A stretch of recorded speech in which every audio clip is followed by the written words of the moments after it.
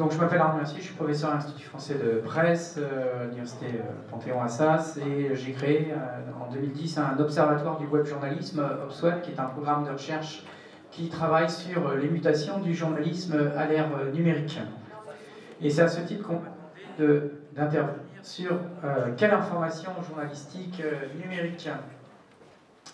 Alors, pour commencer, pour parler du journalisme et des journalistes à l'ère numérique, je pense qu'il est absolument indispensable de commencer par parler du bouleversement complet que représentent les nouveaux modes de consommation d'informations numériques.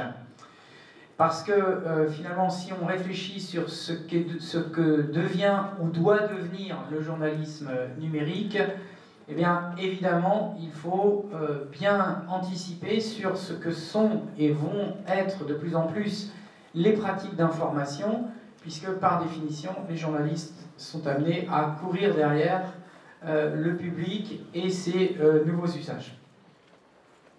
Alors, j'ai un premier graphique aux États-Unis, mais bon, c'est pas grave, qui montrait de façon tout à fait claire des choses que vous savez sans doute déjà, que la consommation d'informations à la télévision baisse tendanciellement, mais reste majoritaire et dominante. Un graphique qui compare 1991 à 2012 nous montre qu'on est parti de 68% des gens qui disent que dans la semaine qui vient de s'écouler, dans la veille du jour du sondage, c'est une étude qui est faite tous les ans par le Pew Research Center, 68% disent bah oui, hier j'ai regardé un journal télévisé. En 2012, on est arrivé à 55%.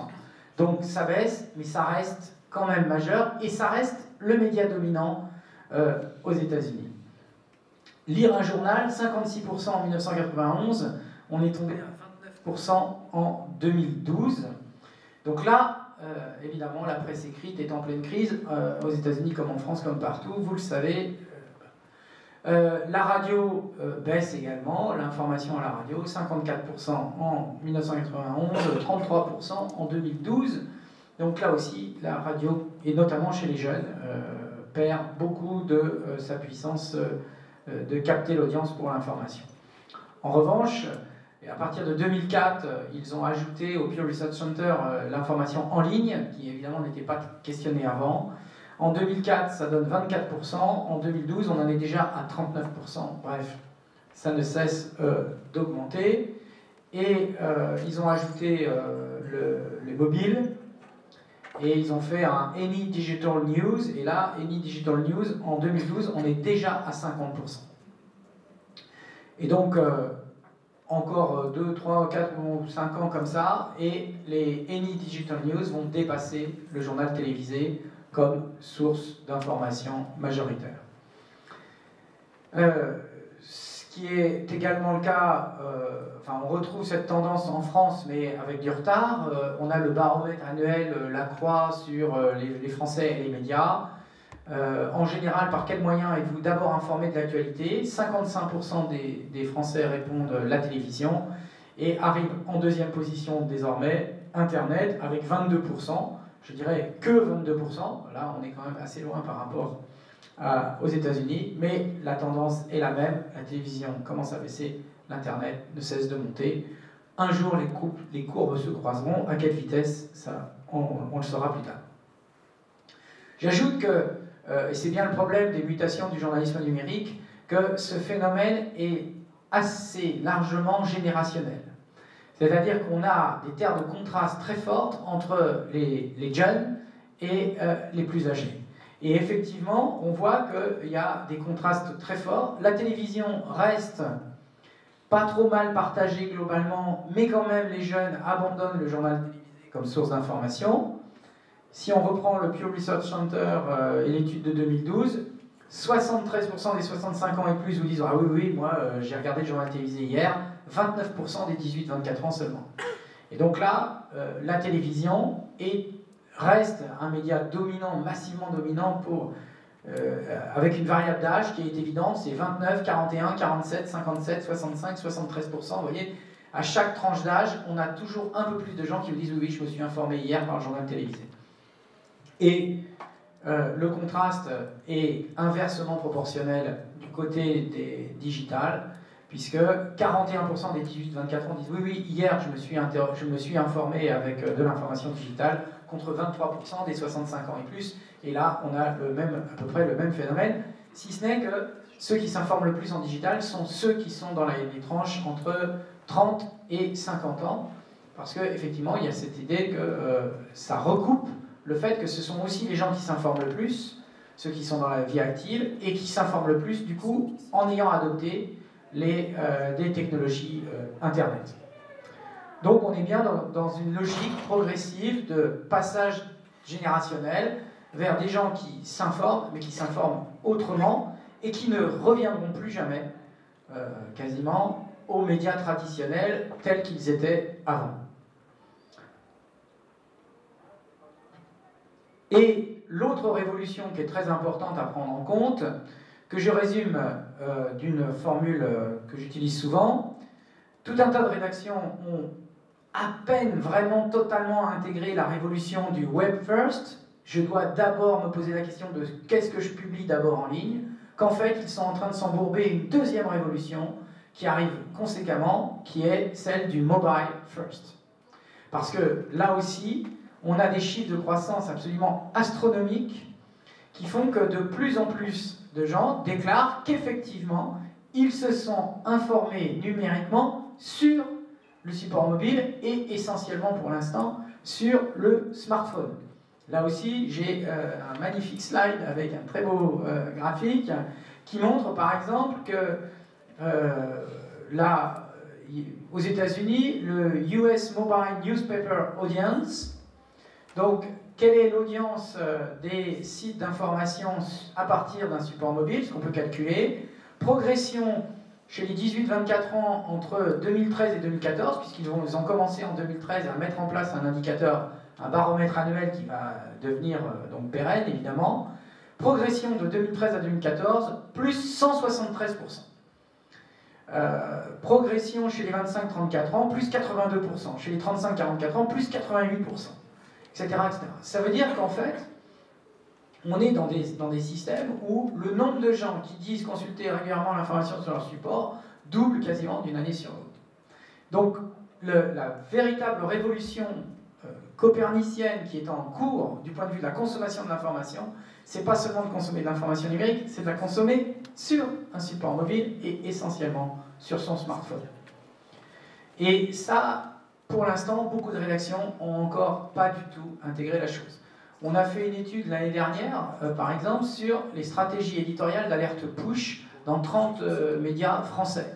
Et on s'aperçoit qu'il y a encore des tas de médias qui n'ont aucune stratégie éditoriale d'alerte push, qui pushent des alertes de façon absolument anarchique, ça dépend de qui est là, bon, pourquoi, on ne sait pas, etc. On a trouvé l'année dernière 2 rédactions dans celles qu'on avait sollicitées, c'est-à-dire 14, qui nous ont dit « Ah oui, oui, on a un guide, etc. » dont 2 qui est capable de nous le donner. Donc les autres, je pense que c'est resté un peu plus anecdotique, voire artisanal quand même. Et il n'y a pas encore, dans beaucoup de rédactions, une véritable stratégie éditoriale. Et ça pose aussi des problèmes déontologiques, du genre qui est maître de la décision de pousser un push ou pas, une alerte sur quelque chose. Et vous vous retrouvez dans des situations assez abracadabrantes où, effectivement, tout d'un coup, vous avez une alerte absolument invraisemblable, un truc improbable. Vous vous dites, mais pourquoi c'est ça? Quelle est la cible? Quel est le machin? Quel est le truc? Voilà. Parce que c'est un tel qui avait là. Et puis alors, les processus de contrôle sont très étonnants, parce que les processus de contrôle sont inexistants, en fait. Par exemple, on va chez 20 minutes, la personne nous montre, celui qui était responsable au desk des alertes push pour le jour, il dit, bah là vous voyez, je vous montre, Takana. Alors, Obama tué dans un attentat, alors il commence à écrire ça, il dit, puis vous voyez là, j'appuie là et ça part. Surtout n'appuyez pas, déconnez pas. Non, mais voilà, et ça part tout seul. Voilà. Et après, il n'y a plus moyen de contrôler. C'est-à-dire que quand c'est parti, c'est parti.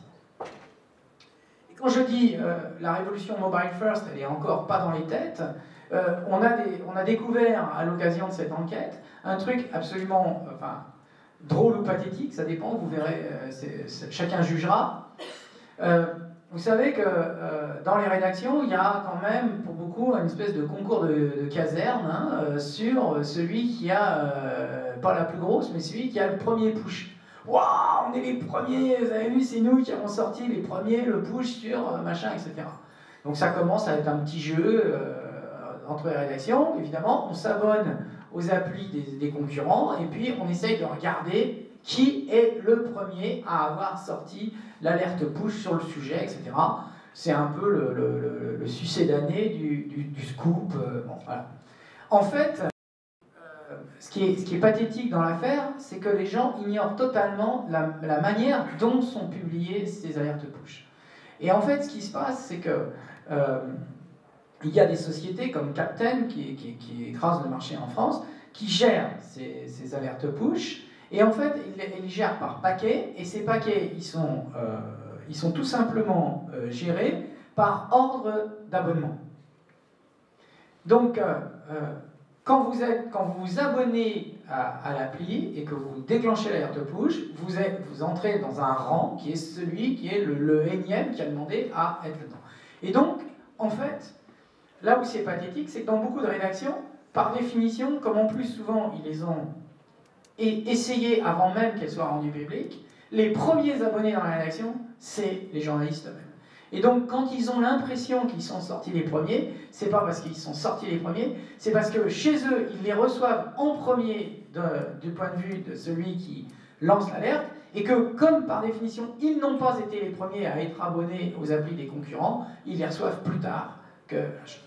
Mais le système perdure, puisque tout le monde est persuadé qu'effectivement, ils sont les premiers à recevoir l'alerte push, et ils sont super contents, donc ça flatte l'ego de tout le monde, donc c'est formidable. Mais là, vraiment, on vit dans un univers où le système des applis mobiles, des alertes push, etc., est considéré comme une espèce de boîte noire dont personne ne se soucie vraiment réellement dans les rédactions de savoir comment il fonctionne. Et du coup, on vit sur des mythes, j'allais dire, sur des idées fausses. Et en même temps, pour en revenir là, la vérité, c'est qu'ils ont un système de calcul d'audience extrêmement frustre, de type niveau d'audience, nombre de clics, etc. Mais il n'y a pas, à ma connaissance en tout cas, d'études, j'allais dire un peu anthropologiques, sur les usages. C'est-à-dire, est-ce que l'on, à part des données chiffrées, on ne sait pas exactement encore, et les rédactions ne s'occupent pas de savoir ce que les gens font de l'appli mobile d'information qu'ils ont créée. Pas encore pour l'instant, alors que certains sites vous annoncent déjà que plus de 50% du trafic numérique vient du mobile. C'est-à-dire qu'ils savent déjà que pour certains sites d'information, 50% vient de là, mais pour autant, ils n'ont pas encore jugé utile et nécessaire de faire de véritables études, j'allais dire marketing et socio-anthropo, sur comment les gens arrivent là et qu'est-ce qu'ils en font. J'ajoute que j'ai un slide sur une étude du Reuters Institute of Press pour justement sur le smartphone, l'usage des smartphones pour s'informer, qui montre que c'est le vecteur qui monte dans tous les pays développés, États-Unis, Grande-Bretagne, Allemagne, France, Danemark, Espagne, Italie, Brésil et Japon. Il n'y en a pas un qui manque à l'appel. C'est tous des plus 7, 8, 9, 10, 20% de gens qui déclarent utiliser régulièrement le smartphone pour machin par rapport à l'année précédente. Du coup, le smartphone change les choses puisque c'est la fin de l'effet chameau. On avait, là aussi, je suis désolé, j'avais une magnifique image, on avait une belle bosse, n'est-ce pas, l'usage de la consommation numérique pendant très longtemps, je dis très longtemps, c'est-à-dire je vous parle de la préhistoire du numérique, c'est-à-dire il y a 5 ans, hein, c'était un chameau, un magnifique deux bosses, avec pas trop le matin, aux heures de bureau, c'est-à-dire que quand même quand on arrive au bureau, on ouvre son ordinateur et on consulte un certain nombre de sites avant de s'y mettre, etc., ou éventuellement à la pause café. Ça retombe à l'heure du déjeuner, et ça remontait au début d'après-midi, ça redescendait, et puis après il y avait un petit retour vers la fin, vers la nuit, dans une consommation un peu différente. Et l'arrivée du smartphone, enfin la multiplication des accès par smartphone a lissé complètement cette courbe, c'est-à-dire qu'aujourd'hui on a quelque chose qui qui monte, puis après qui reste très très longtemps sur une bosse et qui redécline dans la nuit, parce que c'est dans la nuit qu'on regarde moins finalement son smartphone, quitte à regarder d'ailleurs plutôt sa tablette. Voilà. Donc ça change vraiment les choses. Et puis l'autre élément qui change beaucoup les choses et qui donc doit être intégré par les journalistes s'ils veulent s'adapter à ça, c'est évidemment les réseaux sociaux. Là aussi, je vais vous parler de la préhistoire d'Internet et de l'information numérique, c'est-à-dire il y a 3 ans. Il y a 3 ans, on nous disait c'est Google Search qui va tout révolutionner, on est tous dépendants de ça, Google Actu, de toute façon, voilà, ça nous déstructure tout, blablabla. Anecdote personnelle, j'étais rapporteur d'une thèse faite sur justement la manière dont la presse française s'adaptait à Google Actu, y compris en inventant des espèces de caches, enfin des trucs que Google normalement récuse. Hein. Bon bref, peu importe. Pour essayer de faire des fausses pages d'atterrissage qui permettaient de jouer avec les titres, de faire des faux titres informatifs du style Barack Obama élu à la Maison Blanche, etc., avec tous les bons mots qu'il faut pour être sûr d'être référencé par Google, et qui est en fait une fausse page écran qui permet d'avoir comme titre un black à la Maison Blanche. Voilà. Comme ça, on garde ces jeux de mots, ces trucs, ces machins, on garde une certaine littérarité dans le choix des titres, mais en même temps, on a une fausse page. Et là, le thésard qui fait une thèse tout à fait excellente, vraiment un type brillant, Guillaume Cyr, je lui disais, mais le problème c'est qu'en conclusion, vous n'ouvrez pas sur les réseaux sociaux, parce que là, quand même, ça va devenir de plus en plus prescripteur. Et là, on est effectivement dans quelque chose où Google Actu est en train de tomber, là où il y a 3 ans, on nous disait, ça va écraser tout, maintenant c'est fini, tous les médias sont pieds et poings liés à Google, etc. C'est la mort, parce que tout le monde devra passer par les fourches codines de ce moteur de recherche. Et aujourd'hui, certains sites d'information vous annoncent des 20-30% d'arrivée par un clic, un lien URL issu d'un tweet ou d'un post sur Facebook. Et la tendance, c'est Google tombe, Facebook et Twitter montent. Et là, c'est exactement comme tout à l'heure, à un moment, les courbes vont se croiser. Donc, on a quelque chose de très très fort qui se joue là, avec aussi les réseaux sociaux, l'économie du partage, etc. Je dirige justement un programme de recherche financé par l'Agence nationale de la recherche sur le partage d'informations sur les réseaux sociaux numériques, voilà, justement parce que c'est quelque chose de très important. Sachant qu'on nous dit beaucoup, je le signale au passage, Facebook, etc. Mais 2 petits problèmes que je signale, parce que là aussi, Facebook, ça fait un peu boîte noire. D'abord, on nous dit c'est Facebook qui est le plus prescripteur de... oui, parce que c'est là qu'il y a le plus d'abonnés, c'est vrai, mais il y a quand même énormément de gens qui sont sur du double, du multi-networking, hein, qui sont à la fois sur Facebook, mais qui ont aussi un compte Twitter, un compte LinkedIn, etc. Et donc, ils n'arrivent pas tous à l'info uniquement par leur compte Facebook, d'une part. Et puis, d'autre part, surtout... là aussi, on a mené des petites expérimentations avec les étudiants du master de journalisme numérique à Metz. On a tous fait des faux comptes Facebook. On s'est tous abonnés à la même chose et on a commencé à dire toi, tu fais que du sport, toi, tu fais que Libération, toi, tu fais que machin, etc. Et au bout de 8 jours, l'algorithme nous enferme dans ses premiers choix initiaux. Et bien qu'on soit abonnés à des pages médias, on ne reçoit très rapidement plus rien, ou presque plus rien, des pages médias auxquelles nous étions abonnés. Et ça aussi, c'est très important parce que pour l'instant, on n'en a pas pleinement conscience. C'est-à-dire qu'on est dans une espèce de boîte noire où on croit que parce qu'on s'est abonné à la page média Facebook du Monde, on reçoit tous les posts du Monde. Ben non, pas du tout. Et c'est l'algorithme de Facebook, dans son grand mystère, machin, qui choisit pour nous, et qui choisit pour nous de façon extrêmement précoce. En moins de 8 jours, on ne reçoit plus que des alertes sport, que des posts de Libé ou des choses comme ça. Alors du coup, et alors, dernier point, qui est très important, qui là aussi me paraît pour moi une révolution copernicienne qui n'a pas encore été assez intégrée par les sites d'information, c'est que, en fait, ce qui est en train de se passer, c'est que... on est toujours trahi par les techniques. Je suis maudit. Allô? Voilà, non mais j'ai de la ressource. Alors, j'ai le 3e micro, ouais. Donc, ce qui est en train de se passer, c'est d'une certaine façon, je vais le dire de façon un peu brutale et un peu exagérée, mais c'est la déstructuration de la home. La home, c'est fini. C'est-à-dire que vous avez des tas de sites d'information où plus de 50% des gens qui arrivent n'arrivent jamais par la home. Ils ne rentrent que par un article, ils rentrent par un morceau. Et là aussi, de mon point de vue, c'est une erreur tragique. Je pense que les médias n'ont pas assez réfléchi à la manière de penser la captation de l'audience par un article pour les ramener éventuellement vers la home. C'est-à-dire vers une sorte de sommaire, en fait. Parce qu'aujourd'hui, ils continuent à travailler à fond la home, sauf que plus de 50% des gens qui arrivent sur le site d'information n'arrivent pas par la home. Alors, so what, quoi, vous voyez.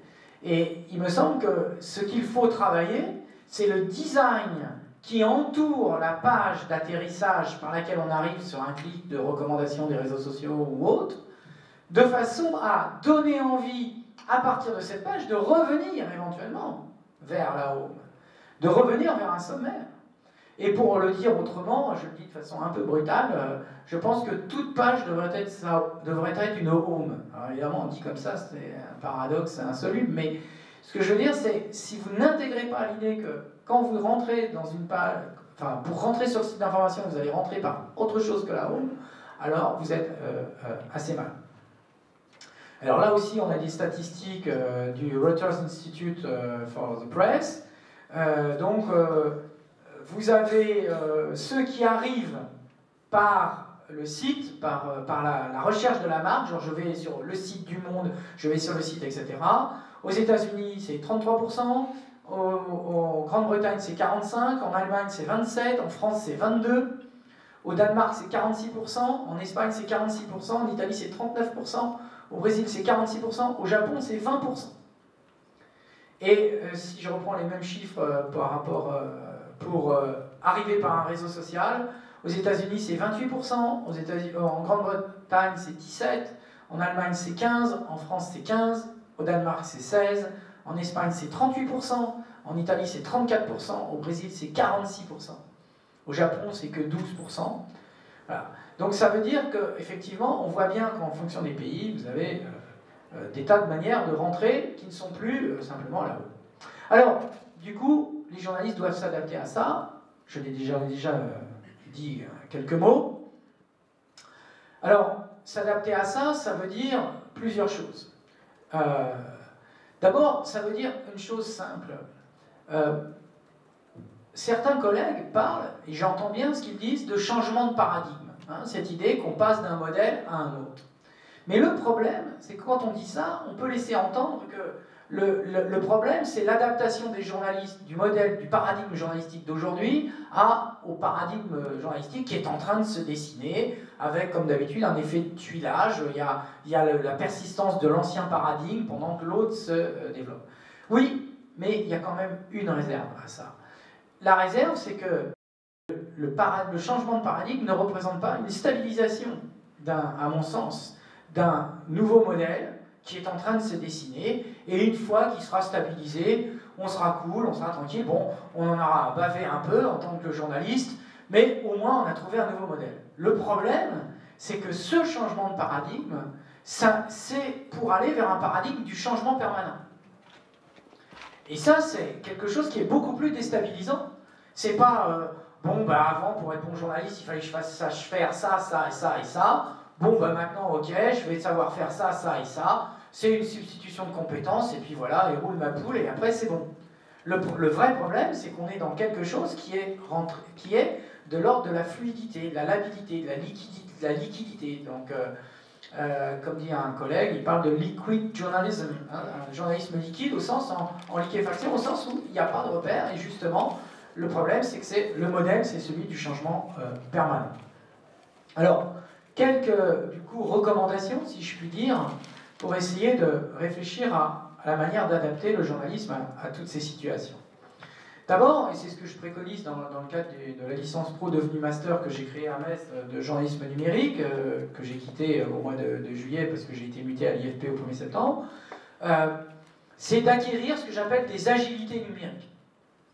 C'est-à-dire que l'idée, c'est pas seulement d'acquérir des compétences numériques, mais c'est vraiment des agilités au sens d'un état d'esprit, une façon d'être. Par exemple, d'organiser des veilles sur ce qui se passe, de toujours penser que ce qui est en train de s'inventer sur Internet, à un moment ou à un autre, peut aussi, et dans des espaces complètement différents, peut être réutilisé par les journalistes. Ah mais tiens, ça c'est une bonne idée, etc. Et je peux vous assurer de ce point de vue que ceux qui ont créé Twitter n'ont jamais pensé que Twitter permettrait de faire des tweets live pour couvrir un événement. Ce n'était pas du tout leur intention. Donc il y a eu une capacité de la part d'une partie de la corporation à intégrer Twitter comme un outil pour faire du journalisme. Et donc acquérir ces agilités numériques me paraît l'état d'esprit dans lequel il faut être pour s'adapter aux mutations numériques. Entrer en partage avec les publics via les réseaux sociaux numériques, ça, tout le monde se dit ça, bah oui, il faut le faire, sauf que pour avoir fait des études sur les usages de Facebook et Twitter par les journalistes français, on s'aperçoit que l'interaction, elle est quand même relativement faible et pauvre, et qu'il y a quand même un vrai travail encore à faire en la matière, d'autant que, justement, comme je vous le disais, les réseaux sociaux deviennent de plus en plus des rapporteurs d'audience, hein, donc il y a vraiment à prendre très au sérieux la manière de s'insérer dans ces dispositifs techniques. S'adapter donc à la révolution du mobile first et donc considérer de façon très forte l'idée que sur support mobile, on ne consomme pas exactement la même information, pas au même moment, pas de la même manière, que la mise en scène, c'est pas seulement d'avoir un site responsive design, ça tout le monde à peu près y a pensé, mais c'est de penser parfois et oui, il y en a, je vous vois doutiner, vous avez raison, il y en a encore qui ont un peu oublié l'affaire. Mais pensez que, par exemple, quand vous lisez un site, vous scrollez éventuellement, ce genre de choses, vous cliquez, vous avez une souris, etc. L'autre, c'est le doigt. Avec le doigt, on peut faire des choses différentes qu'avec la souris. Et il y a peut-être des contenus dont il faut penser que, justement, le jeu, le doigt, etc., peut déterminer les choses. En plus, sur le mobile, il y a déjà des technologies qui existent qui vous permettent de repérer où vous êtes, c'est-à-dire une géolocalisation active qui permet, par exemple, de pouvoir pusher de l'information qui serait liée à l'endroit où vous êtes. Ou même de repérer ce que vous faites. Par exemple, tiens, on repère que là, vous êtes dans le train, parce que vu la vitesse, vu le truc de changement de là, et donc c'est un temps où vous avez peut-être un temps disponible différent, etc. Donc il y a des tas de données, d'informations qui sont liées à votre pratique mobile, que votre téléphone contient, qui peuvent être utiles d'exploiter. Et j'ajoute que, par exemple, pour la tablette, on sait déjà que dans un certain nombre de cas, vous avez une révolution copernicienne qui est en jeu, c'est-à-dire qu'il y a des gens qui redécouvrent l'information numérique de longue haleine type journal, à l'ancienne, mais sur tablette. Et vous avez alors deux rédactions qui se sont totalement organisées pour ça, vraiment de façon massive dans le monde, c'est La Presse Plus, donc l'ancien journal La Presse au Canada, et eux, ils ont fait la révolution Tablet First. Hein. Alors là, ils ont tout réorganisé en fonction de la tablette. Et ce qu'ils vendent, c'est une tablette. Enfin, c'est l'application tablette. Le journal, pour eux, est considéré comme résiduel déjà. Et ils sont en train d'inventer des dispositifs. Ils ont fait de la couverture live par rapport à la Rapid Tablet sur un attentat, machin. Enfin, ils sont en train d'inventer des choses. Et puis, il y a O Globo, au Brésil. O Globo, ils ont mis en place une rédaction dédiée, une rédaction à 3 jours. Premier jour, on détermine les sujets. Deuxième jour, on fait le point, etc. Troisième jour, on valide. Et le soir, c'est publié. Et qu'est-ce qu'ils publient? Ils publient de l'info magazine. C'est-à-dire qu'ils publient pas 50, 4 articles sur leur appli tablette. Une tourisme, destination, machin. Une culture, compte rendu de livres, de machin, de trucs. Une historique, voilà. Et une liée à un approfondissement de l'actualité. Et à partir de tout ça, ils font un taux d'audience monstrueux, puisque ça marche très très bien. Oui, je vais bientôt, je reviens à cette question. Ils font un taux d'audience monstrueux, et surtout, alors il ne marche plus. Il ne marchait plus tout à l'heure. C'est pour ça que j'ai changé de micro. Allô? Ah bah ça y est, ça remarche, c'est trop bien. Donc, et le temps moyen de lecture par jour de l'appli tablette de O Globo au Brésil, heureusement vous êtes tous assis, c'est 1h15. 1h15. Je ne me suis pas trompé, hein, j'ai pas bu, je n'ai pas fumé la moquette, non, non. C'est 1h15 par jour de temps. Quand vous savez qu'on compte en secondes ou en quelques minutes le temps de fréquentation d'un site d'information, vous voyez qu'on est dans un autre monde. Autre élément à intégrer, c'est, à mon sens, la nécessité dans laquelle sont les groupes de presse de changer de modèle industriel au sens d'intégrer une culture de la R&D dans les entreprises de presse. Il faut intégrer une logique de recherche et développement parce que ce n'est pas dans la reproduction du même, d'une part, qu'on va s'en sortir, et d'autre part, parce que justement, c'est un monde en mutation permanente.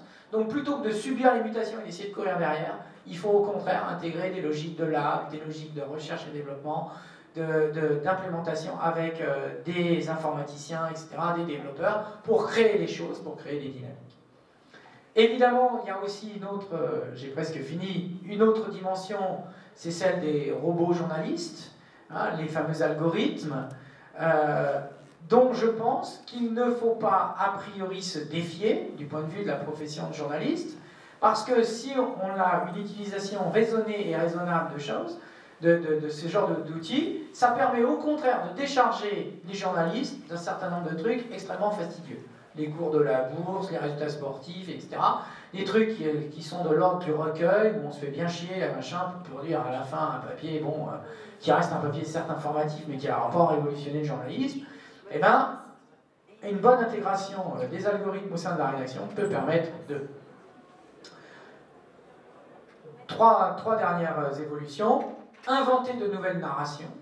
Il est évident que grâce aux dispositifs numériques, il y a les moyens de créer des choses plus interactives, donc les news games, les choses comme ça, le récit transmédia. Et de ce point de vue, dans des groupes de presse, il peut, au lieu de concevoir par rapport à un média traditionnel le web comme une espèce de concurrent, parce qu'il y en a encore qui pensent comme ça, hein, et ben, au contraire, de se dire, jouons la complémentarité, il y a du récit transmédia possible, d'articuler les choses de façon utile à tout le monde. Le scrollytelling, l'idée d'essayer de jouer sur les parallaxes, etc., donc de capter l'attention autrement, enfin bref, il y a des tas de choses, jouer avec le doigt, je le disais, pour les applis. Deux derniers points, valoriser les fonds de données ouvertes à travers tout ce qui est data journalisme. Je pense que le data journalisme n'a pas vocation à être simplement une espèce de mode, du genre, ah ouais, faut être data, machin. Il y a un monde qui s'est ouvert, celui de l'open data, de l'accès à des bases de données, et que ça peut renouveler profondément le journalisme, que de se dire, prenons très au sérieux le fait que cette information, elle est là, que la plupart du temps, c'est du matériau brut qui est quasi invisible. J'ai même l'habitude de dire, avec une autre casquette qui est celui d'une recherche en communication politique, que le meilleur moyen aujourd'hui de cacher des données sensibles, c'est de les noyer dans l'open data. Et alors, le jour où on vous tombe dessus, ah mais vous voyez, moi j'étais transparent, hein, ça avait été mis sur le site. Sauf que c'est noyé dans la masse, dont personne n'est quoi. Et donc je pense qu'il faut prendre au sérieux tous ces mouvements d'open data et de se dire qu'il y a quelque chose à valoriser là-dedans et en faire son miel, et que c'est la fonction du journalisme que de s'emparer de ça. Et puis, dernier point, et j'en termine là, l'info, à mon sens, dans le développement, doit pouvoir être conçue comme de plus en plus personnalisée. Parce que de toute façon, c'est déjà ce qui arrive. C'est-à-dire qu'aujourd'hui, les gens font du picorage. Aujourd'hui, les gens font un truc ici, un truc par là, etc. Je vous renvoie à ce que je disais tout à l'heure, on ne rentre pas par là-haut, on ne rentre pas par machin, bon, etc. On arrive là par recommandation, puis après on repart, on va sur autre chose. Bien. Alors, de toute façon, et puis il existe déjà des tas d'outils, alors évidemment le Google Search et autres, ça en fait partie, mais il y a des logiciels qui vous permettent de recombiner, de recomposer.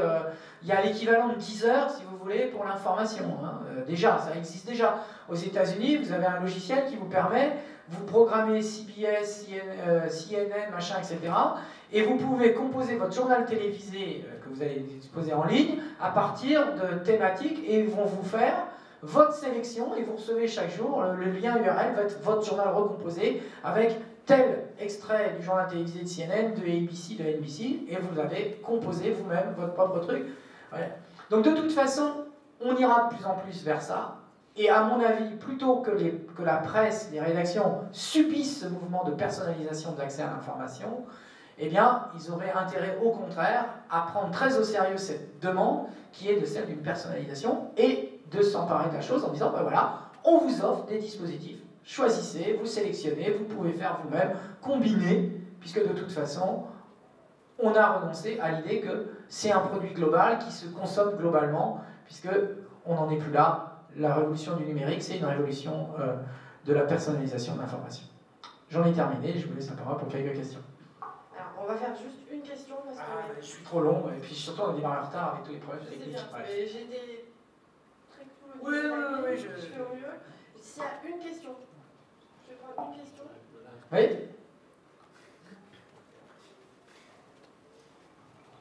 J'en aurais plein, je suis arrivée on peut continuer à discuter. Comment vous expliquez la situation qu'on connaît dans pas mal de rédactions françaises, à savoir, notamment dans les magazines, cette digitalisation, en tout cas, de la culture professionnelle qui ne s'est pas fait, avec deux rédactions qui continuent à travailler l'une sans l'autre, en se tournant le dos, et avec surtout une identité professionnelle qui n'est pas la même. Parce que ça, l'identité des journalistes web, elle a profondément changé. Ils ne sont pas formés pour être sur le web, ils arrivent et il faut qu'ils changent de peau, en quelque sorte. Ce n'est pas les attentes qu'ils avaient en étant formés, en embrassant ce métier.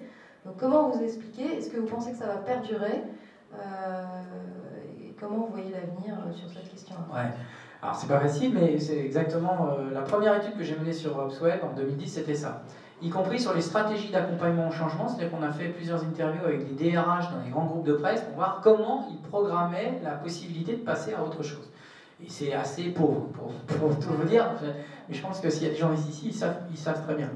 Il y a plusieurs points. D'abord, il y en a un, moi je me suis fait bâcher un jour sur LinkedIn dans un groupe de discussion avec des journalistes, en disant « ouais, vous nous donnez la leçon, vous, etc. » Je dis « moi je ne donne pas la leçon parce que les prochains sur la liste, c'est les enseignants. » C'est-à-dire que les prochains sur la liste d'une transformation radicale des positions liées aux consommations numériques, aux outils numériques, c'est nous. Et du coup, je vais faire une transposition pour répondre en partie à une question.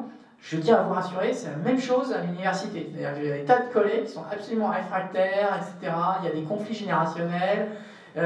Voilà, et donc discussion dans un conseil de département, bon, qu'est-ce qu'on pourrait faire pour encourager le NT, les trucs, les machins, et un vieux collègue qui va partir à la retraite dans 2 ans, il fait « tout ça c'est des conneries, hein. Moi je faisais, quand j'ai commencé, on faisait des cours à la craie, ça allait très bien. » Bon, d'accord. Donc, il y a d'abord quelque chose qui est de l'ordre de, j'allais dire, de l'autoprotection psycho-socio-affective, enfin quelque chose de cet ordre, qui est que face à ce qui vous dépasse, le premier réflexe, c'est pas de se dire « voilà, super, je vais m'adapter », mais c'est plutôt de se mettre le pied sur le frein en pensant que... Voilà. Donc, c'est un peu normal. Maintenant, sur la partie, les rédactions qui se regardent en chien de faïence, il y a quand même eu, il y a eu pire encore aujourd'hui. C'est-à-dire qu'il y avait des situations où c'était dans des placards, où c'était ailleurs. Le début de la rédaction du Monde.fr, ils le disent, ils disent « on était ailleurs ». Mais ailleurs au sens... à 10 stations de métro, c'est-à-dire c'était vraiment, voilà, et ils étaient avec le service informatique, c'est-à-dire, voilà, c'est des techniciens, quoi, enfin, vous voyez. Donc là, il y a eu du progrès quand même de fait, de ce point de vue. Mais c'est vrai que ça suffit sans doute pas encore.